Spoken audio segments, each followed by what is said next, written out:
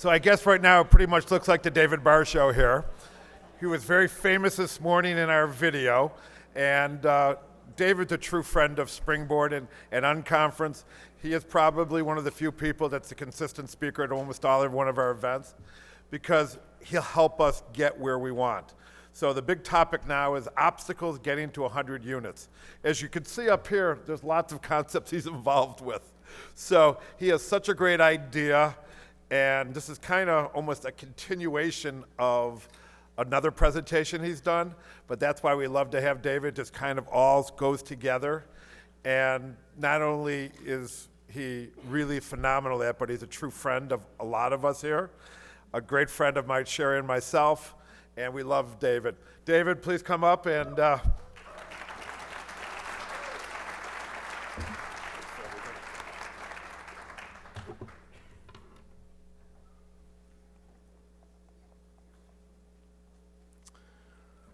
Well, great to be back.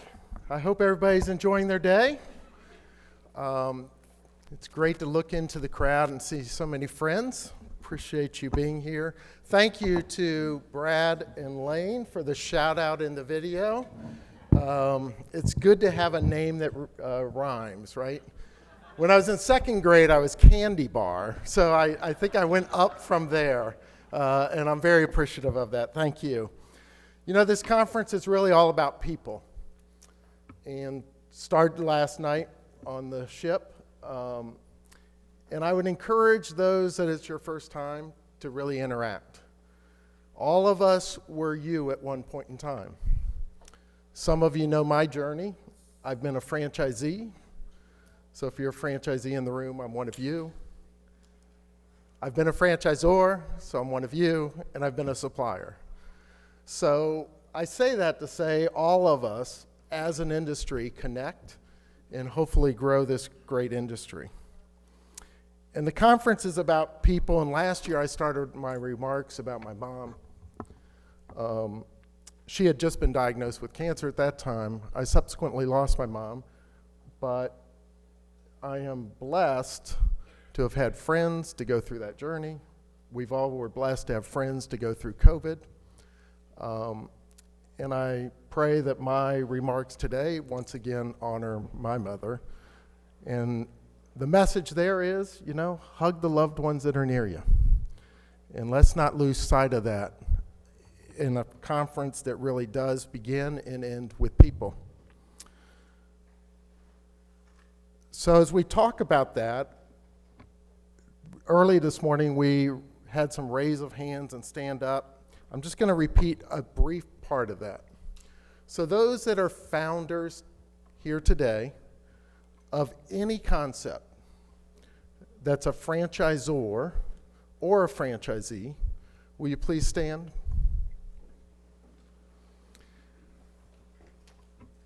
And for those that are sitting, I think we owe all of these individuals a collective round of applause. And I say that because those individuals that have one store or have 300, you're what create this industry. You're the people who are putting your hard-earned capital, your hard-earned efforts at risk. And for that, I applaud you. Thank you. And for those that work within, so I'm first going to say, I'm going to call those from now on, those people founders, because I'm going to call on some of you. And if I say the founders, I want you to raise your hand. We're going to have some mic runners. I believe we have 2 mic runners out there. There they are, okay. And for those that work within concepts of less than 200 units, you're going to be the stars. And those that work as a franchisor in concepts with greater than 200 units, you're going to be the sages, okay? So if I ask for an entrepreneur, raise your hand. The founder, I'm sorry, founders, raise your hand. Sages, raise your hand. And stars, raise your hand. Okay, so you know who you are, and let's gather together and try to get after this. So, first of all, for those individuals that were here last year, and this is anybody in the crowd, Does anybody have one takeaway from our talk last year, in which we also spoke about the challenge of achieving 100? Does anybody? Raise your hand. Somebody has to have one comment from last year. Oh, some of you told me you'd raise your hands. Oh, that's deadly. Okay. Okay, you know what happens when you do that? Then I just call on you. Can we get a mic runner up here to Ryan? How about Dan Monahan, are you here? All right, let's get a mic to Dan then. What do you got, Ryan? I recall from last year being capitalized enough, just the revenue self-sufficiency mark and how tough it is to get there. So Ryan mentioned need capital to grow, and we're going to talk about that a little more today. Dan? No. Can we turn on that mic? Is this mic giving feedback? Am I okay? Okay. Just scream it out, Dan. Yeah, I can hear you. One of the things that I love that David talked about was that our role as franchisors is not just about going and getting extraordinary people. And I'm paraphrasing, I can't remember exactly how you said it, but we have a responsibility to have exceptional systems that help create extraordinary results for ordinary people. And so obviously, if we've got a great system that is all based on having the best top 2% of the talent, you know, that makes it easy. But as franchisors, we got to have that top tier system and process. So the process of how do we create a system that is predictable for an average franchisee? And we're going to talk about that again.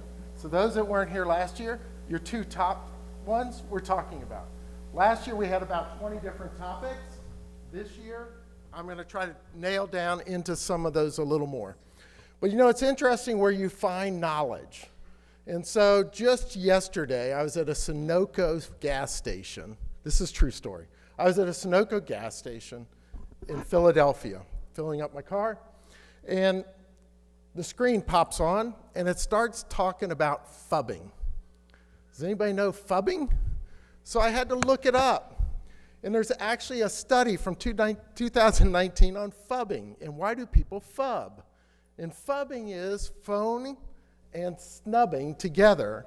And it's when we look at our phone when someone's talking to us.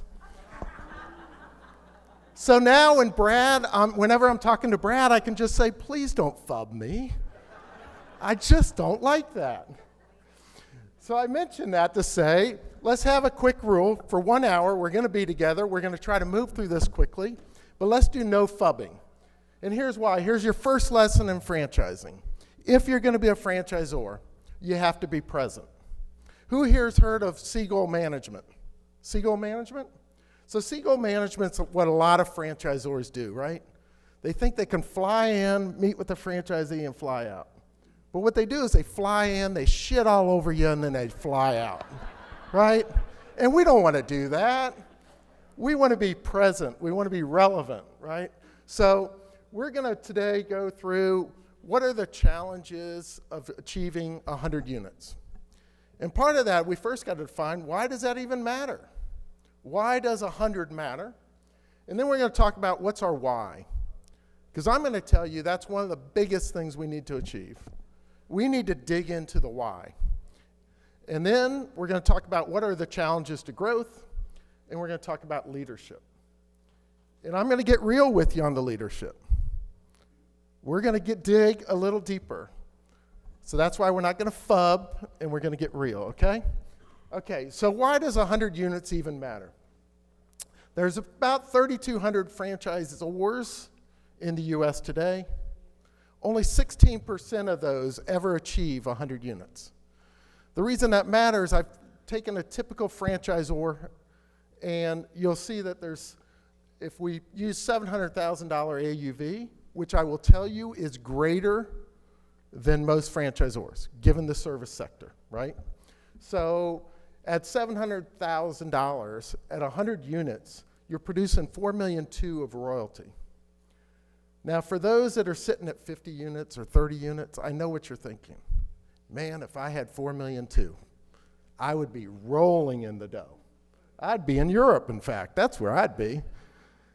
And you'll come to find out it just doesn't happen. It just doesn't happen. And so if your AUV's lower, think of it in this terms. To achieve $70 million of system-wide sales. So if your AUV is twice as much, you'll get there at 50 units. But somewhere along the road, you're going to have to be $50 to $70 million of revenue before you really make money. And I'm saying that to know you know the journey ahead. You have to know where you're headed. So you can see 4 million too, you'll quickly spend over half of that on personnel, and you still have to do training, and you still have to do IT, and you still have to do supply chain, and you still have to do marketing. And you know what? It doesn't get easier. Here's the hard part. When we have 5 units, we think, oh, as soon as I get to 15, it's going to be great, right? It's just hard. And I just want you to know how hard it is so that we, from there, can build a plan to make sure we achieve it. So I'm going to ask some of the sages in the room, if we have our mic runner still. Sages, raise your hand if you can tell us how long it took you to get to 100 units or to $70 million of revenue from the time you founded the concept. We got red, got down here. Sure, 100 units was about 36 months. 36 months, okay. And at what AUV?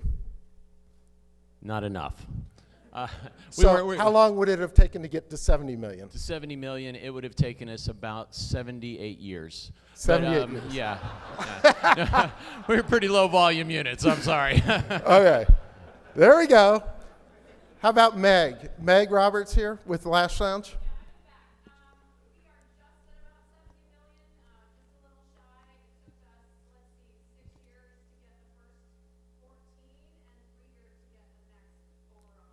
Yep.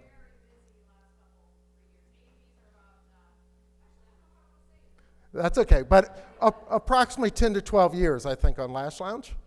Okay, anybody else? Just stand up and scream it. 5 years, okay. Okay, so about 5 years.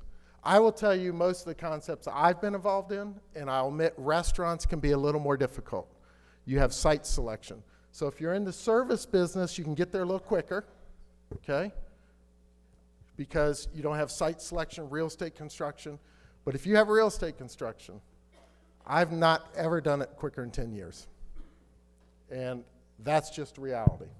Okay, so now we know why 100's important. Let's talk about what is our why. The reason I talk about the why is some of you all know I've done some speaking with Simon Sinek. Anybody know Simon Sinek? Fans of his? Okay. I've done some speaking with Simon, and Simon really helped us dial into, as franchisors, as brand owners, we oftentimes know what we do, and it's the how we do it and the why. So I'm going to ask a few of our founders, if you could just, you don't even need a mic, just raise your hand or stand up. Tell me what business you're in. I'm looking for founders less than 100 units. Some of you stood up, so just stand up. Give me one over here. What business are you in? Drip Bar, okay. Another one? Senior home care. Another? Fitness. Another? Ice cream? Helping kids live to their potential. All worthy causes, all great causes. But I'm going to ask you a question. If that's what you do, why are you at a franchise conference? Why are you at a franchise conference? And I know I set you up a little for that. But hear me out. This business is extra hard because you're actually in two businesses. Every one of your businesses is absolutely correct, but you're in two businesses. You're in the franchise business and you're in your business of what you just named. The reason that's important is if we're going to define our why and we're in two different businesses, how do we bring that together? Okay? Today, my mission in life and what I do at FranWorth, my goal is to help other people achieve their goal. That's my personal mission. I live and breathe it every single day, or try to. When I became the CEO of Great American Cookies, the first thing I did was create a mission statement. Don Fox talked about it this morning. It seems so academic, but it answers this question. What's the why? And the why, in this case at Great American Cookies, we turned into 3 words: share the fun of cookies. Because I said no franchisee can have fun in cookies unless they're making money. My customers can't enjoy the cookies unless we're serving fun.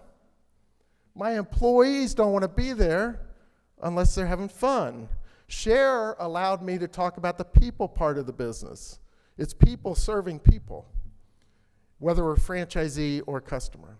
So I would ask you to really think and dial in, get really succinct. And that's what Don was trying to say this morning. Get real succinct as to what your why is. Because the reason you need the why is it's really hard to get from the what to the why without knowing the why, because the why helps you get through the how. And let me talk about that briefly. The reason you need to know how to get through the how is I've already told you 0 to 100 is really hard. In fact, this is just a journey, right? I mean, pretty quickly, you should be saying 4-letter words. Real quick, right? You're like, oh shit, why did I start this business? And then it even gets worse, because most of you got into franchising. Why? Because a friend said, you know what, I'd like to franchise that. Or a customer said, I'd like to franchise that. It happens. Don talked about it this morning even with Firehouse Subs. It happens. And so then you're in franchising. And then you get a call at midnight. My fryer's down, or this computer's down, or this process doesn't work. And so all of a sudden it gets difficult, and you keep thinking, and every year some consultant you hire tells you that next year you'll make money. And it continues, and it continues, and it continues, right? And I say that in all gratitude and humbleness too. At the same time, it's real. And I'm trying to let you all know that are in the middle of that, it's real, it happens, and you're not different. It's okay. It's okay to feel that, all those pain points. So I suggest that the why is the passion in us that allows us to bulldoze through the how. Because the how is otherwise known as the messy middle, right? It's all that junk that just happens. It's all the shit that happens on your watch that before you can even hire anyone, right? You can't even hire anyone and stuff just keeps hitting you. And you don't have the funds to figure it out. So be rooted in that why. So if achieving 100 units is important and we need a why, what are some of the challenges we face? I would suggest that franchising is different. You have all the challenges you have in your typical business, but the challenges are different. You have franchisees.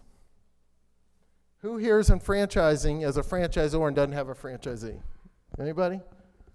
Okay, we have a few. I'm not here to scare you. It's a wonderful industry, okay? But I just want you to know that you're going to have franchisees. And franchisees are not customers, as Don said, and they also are not employees. They are franchisees. I got into this business, I put hard-earned capital to work. And I'm a franchisee. And I'm a franchisor too today. So I know what it takes on both sides, but I'll tell you, I disagree with my franchisors a lot.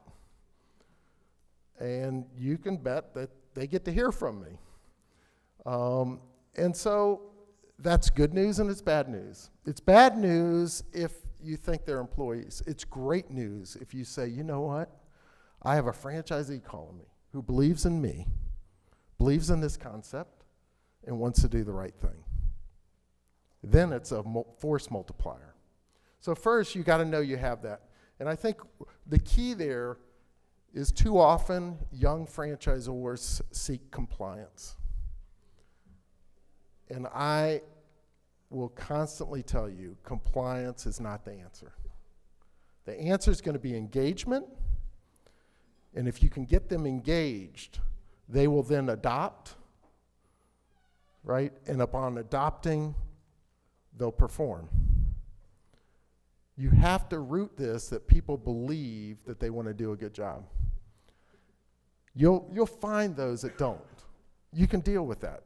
But don't design your whole system to deal with the bad actors. And so when people don't show up at your convention or don't get on your conference calls, look at yourself. Look at yourself in the mirror. What are you doing to get them engaged? All of you are here today because Brad and Lane have gotten you engaged. That's the truth. They didn't tell you that you had to come. You weren't forced to be here. There's something that you wanted to be engaged in. And as a franchisor, you have that responsibility. And so when your franchisees aren't engaged, it's on you. It is not on the franchisees. And I say that because too often I hear, oh, if I just had better franchisees. Well, guess who selected those franchisees? Right? We did, as franchisors.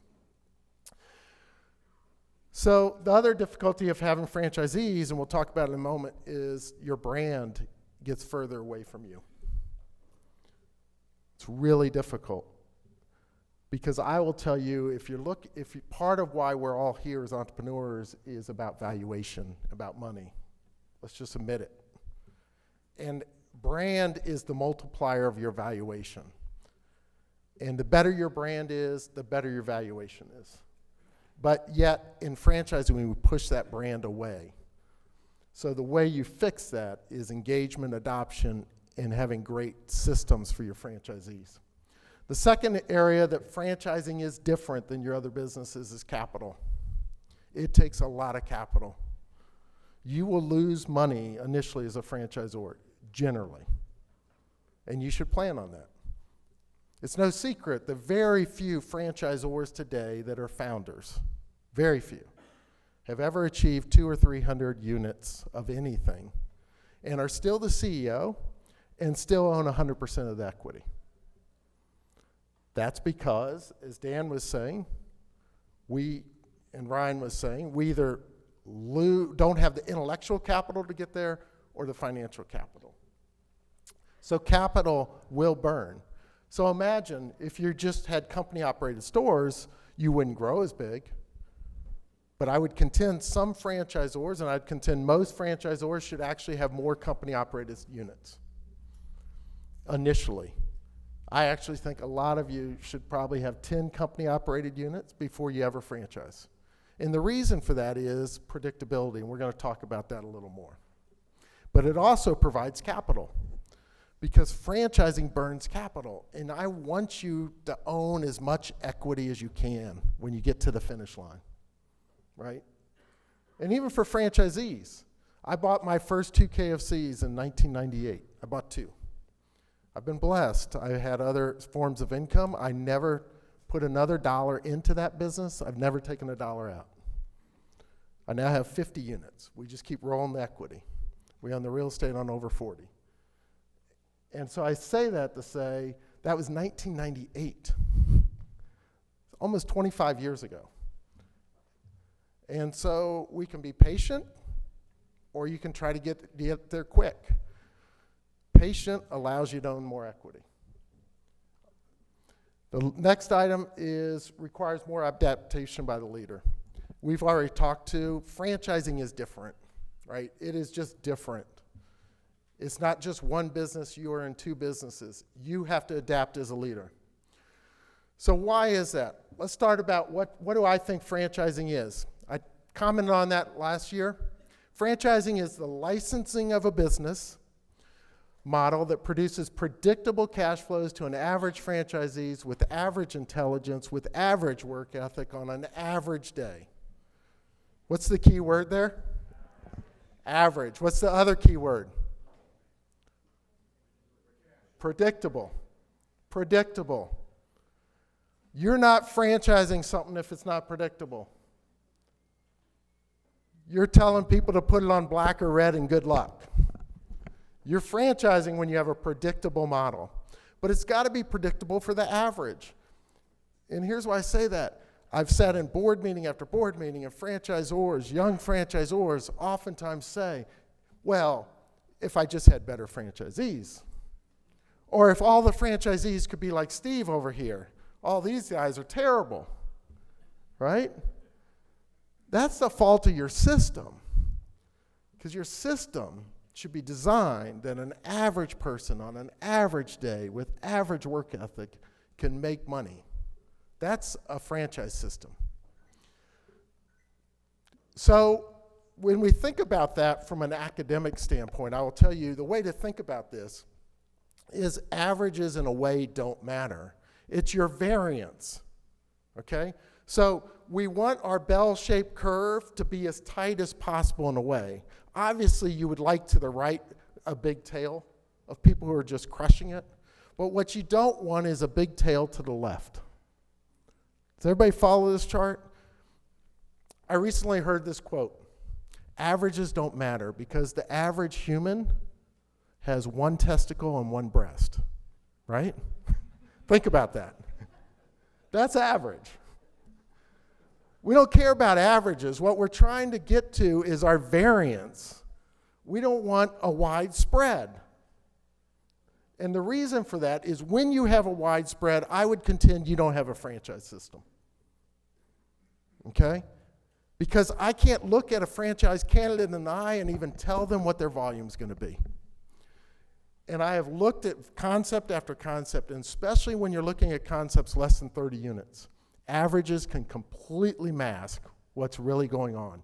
You can have a system of 30 units, 20 of them losing money, 10 crushing it, and say the average was great.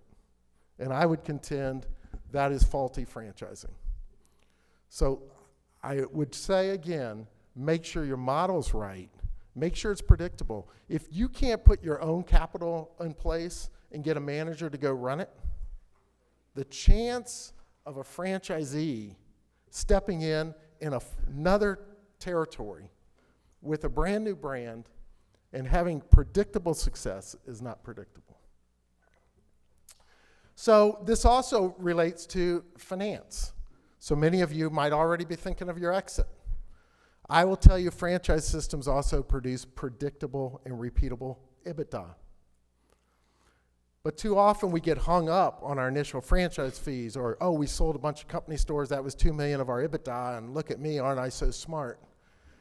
There's not a finance person in this room that's going to pay you for those cash flows. They're paying you for what's predictable.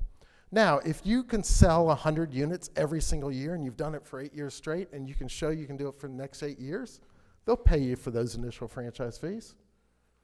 But if you just had one great year, they're going to look at what are your royalties, what's your ongoing maybe manufacturing or supply chain, or what's your tech fees.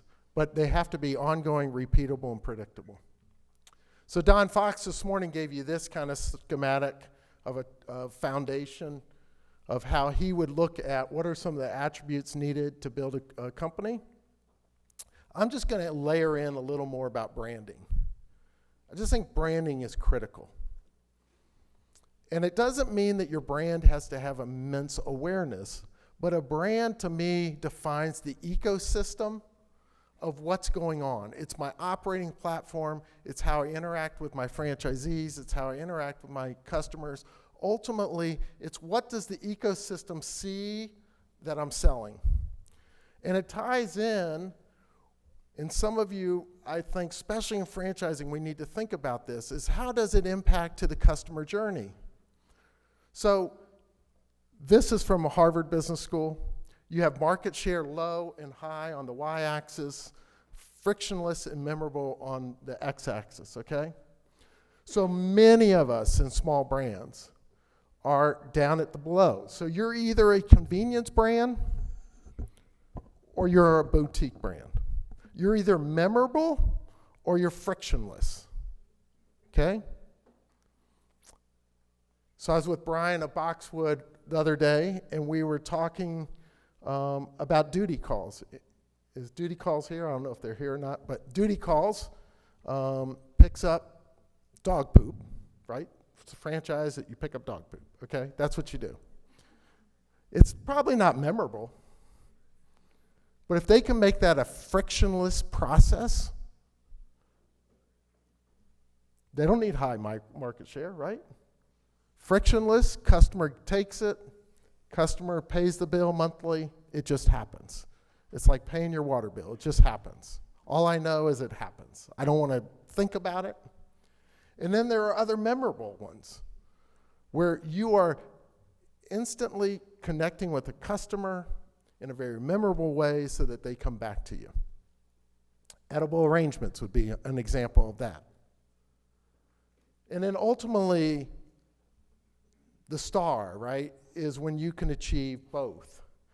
And so when I think of a Gravity brand, I think of the difference really between a Chick-fil-A and a McDonald's.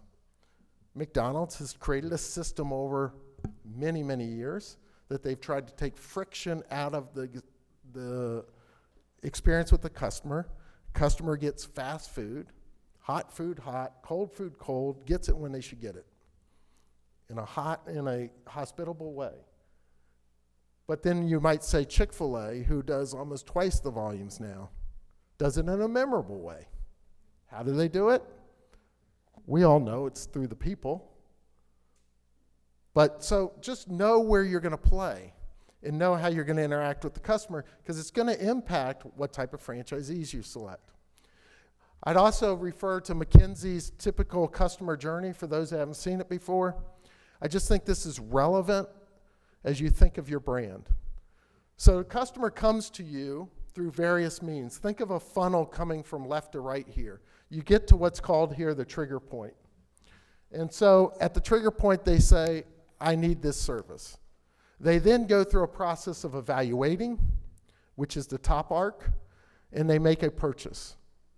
At that moment of purchase, they call it the moment of experience. In most of my talks in the past, I've called it the moment of truth. It's that moment when a customer is either satisfied or dissatisfied.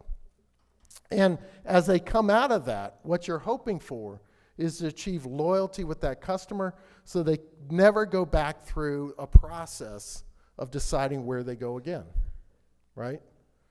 So think of duty calls. If they picked up the poop properly and I never saw the poop, right? I'm not going to go out and say, okay, this month, where am I going to go seek that same service? It's done. The moment of truth occurred, and I move on. So I mention that because some of us are in franchising, and we get away from this, right? And this is the duality of what you have to experience as a leader in franchising. It's hard because you have to know your customer, but you're removed from your customer. And that's the hard part and the hard balance. But the sooner you can determine that and this and where your brand's going to lie, and you marry that with Don's, you can create a powerful engine. And that engine ultimately is going to let you achieve full growth. But yet we still have other things that challenge us. And much of that I already referred to. One is what I call lack of capital, and it's the lack of intellectual capital and lack of financial capital. Lack of financial capital, you all know, right? We run out of money, we got to go raise money. That's all fine and good. There's people around this room, they'll give you money. Unfortunately, you lose equity. That's part of the patience of when is the right time. But what most of you don't recognize, and I'm going to contend even some CEOs in the room, and I'm going to make it uncomfortable because Lane likes me to make it uncomfortable. The uncomfortable truth is we got to look at ourselves when we talk about lack of intellectual capital. It's really hard to be a visionary who founded a company,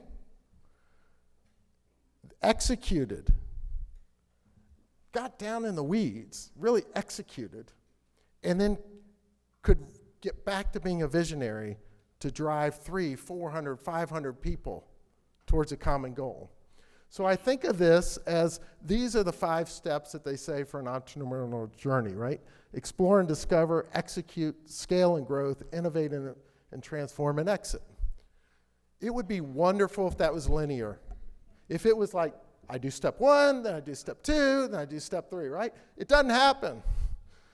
What happens is you get stuck at step 2. If you're below 100 units, you should be stuck almost at step 2. And you got to focus every day. You got to grind. The number 1 attribute I would say of a successful leader at step 2 is grit. And I don't even know how to test for it. I don't know how to define it. All I can tell you is shit happens. You get up and you deal with it. And I have a lot of entrepreneurs I mentor, and they always say, what do I do? And I said, entrepreneurs figure it out. You just figure it out. That's what you do. You can't hire enough consultants. You can't do the things you got to do. You just figure it out. And so what happens as leaders is we have this moment of sorrow. And I say that to say that we have to get through that with humility and, at the same time, positivity. What do I mean by that? I recently did the Gallup study, StrengthsFinder. Anybody else done Gallup StrengthsFinder? I would recommend it for those who haven't done it. You can go online. It's called Gallup StrengthsFinder, Gallup. And it will rank order 64 attributes of what you're good at and what you're bad at. I was fortunate. My number 1 attribute is positivity. I've been running a business with my son. It's outside of franchising. It's a horrible business. We make water valves for commercial water applications. Yes, stainless steel. We manufacture and install water valves. It's really nasty. It's bad. And Ryan comes into me, and I know he's sincere, and he's one of the brightest kids you'll ever meet. And he defines the problem, and I just smile and go, that sounds like a great opportunity, right? Because that's me. But it takes some of that to get through this as entrepreneurs. You don't have to maybe need as much as I got, probably better not to, but you got to have some positivity. So unfortunately, though, the journey is not linear. And what we see, and this is just another study, and this just, don't look at the numbers for a moment. It just shows what's the journey, right? To really hit success, to really, really hit success. And I'm talking now over 500 units in franchising. It takes a long time. It just does. Are there exceptions? Yes.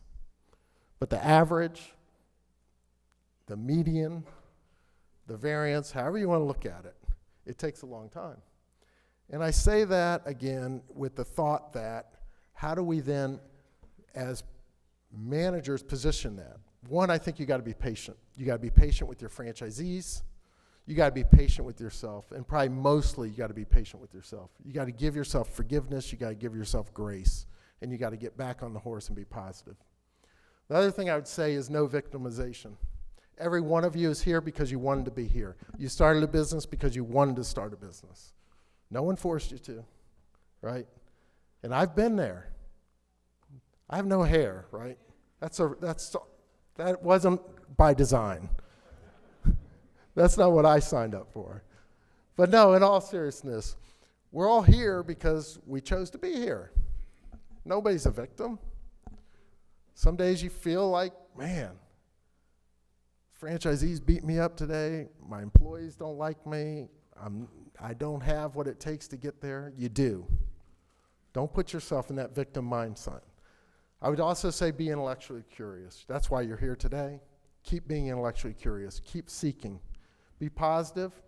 And I will say, for me, one of the biggest attributes is try to be grateful with ambition. This world needs more kindness. We're all kind to each other. You can be kind to your franchisees. You can be kind to your employees. You can treat them with respect.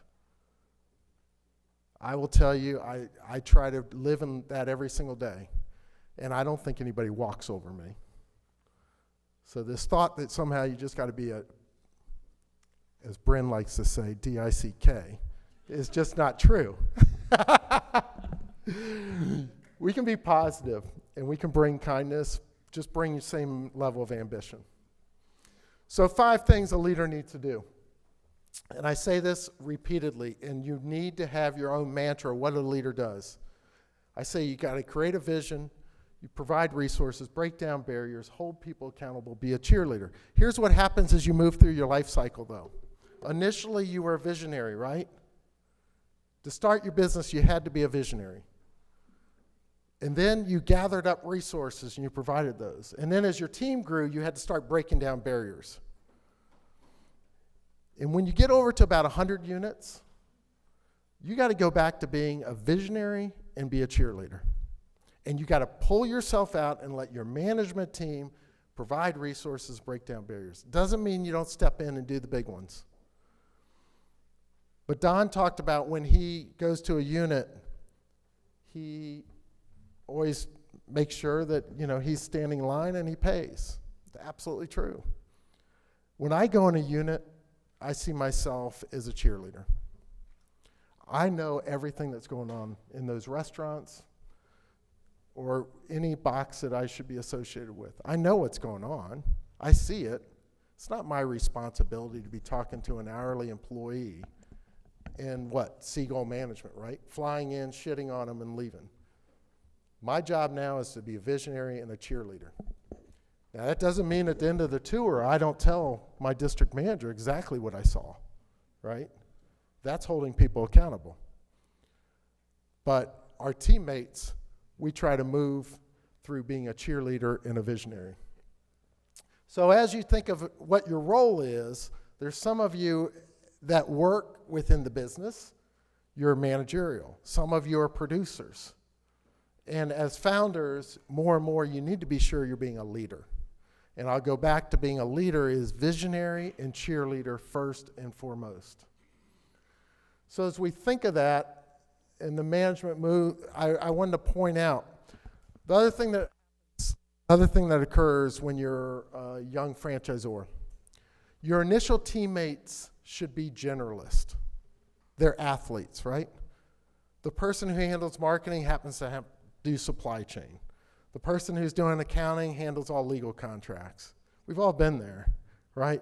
The person who does ops, they do marketing too, right? Those are generalists. And what happens is we grow the business, very few people can grow with it. So many of you are here because you want to grow your business 10, 20, 30%. What's the human capacity to grow 10, 20, 30%? Very rare. And so the sad part is you outgrow your team. But one of your challenges is you're loyal to your team because they got you from 10 to 30. And now you want to go 30 to 80 and they can't go there with you. And that's really hard. But it's the biggest challenge I see in franchisors today is they are not willing to have that respectful, hard conversation. And so you unfortunately have to deal with that. But then you have to go home and look yourself in the mirror and say, if this was an asset that you didn't solely own, are you the best leader? And do you have the capacity to run? And do you have the capacity to move forward? And I say that because the functions change. Remember the linear that I showed? You moved from that initial inspiration to execution. Well, you start moving down that life cycle, and some of us don't have what it takes to move down the life cycle. Some of us do. That's great. Keep investing in yourself. But know what's happening with your team. And just make the decisions consciously. And if you want to make that decision that I'd rather be at 60 units with the people I got than at 100 with people I don't know, that is fine. Just be conscious of it. There's nothing wrong with that decision. So, in summary, just want to say, I believe growing's difficult. I know I've come up here and maybe just crapped a little on franchising. I didn't mean to, okay? What I want to do is just bring reality to it.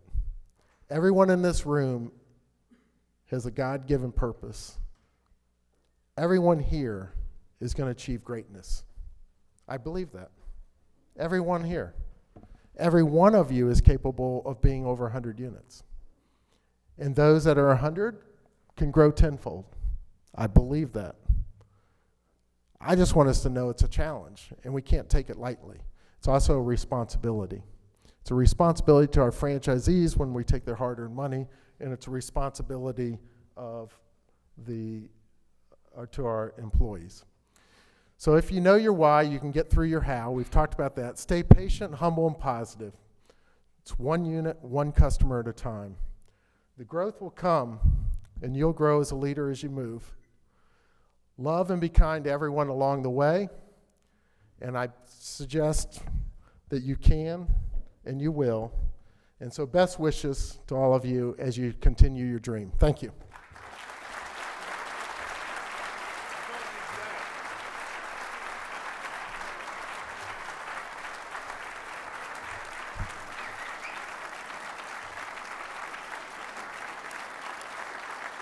Can I tell my real story?